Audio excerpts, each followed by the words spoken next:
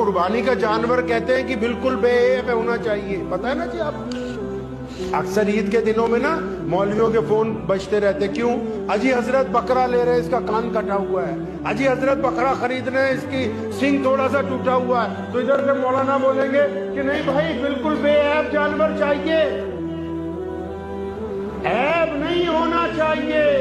अच्छा, जानवर तो बेऐब होना चाहिए, जानवर खरीदने वाला भी ठग नहीं होना चाहिए, जानवर खरीदने वाला भी सूदखोर नहीं होना चाहिए, जानवर खरीदने वाला भी बेईमान नहीं होना चाहिए, जानवर खरीदने वाला भी रिश्वतखोर नहीं होना चाहिए, जानवर खरीदने वाला भी जालिम नहीं होना चाहिए, जानवर खरीदने वाला भी बहनों का हक मारने वाला नहीं होना चाहिए, जानवर खरीदने वाला भी पड़ोसियों पर जुल्म करने वाला ना हो।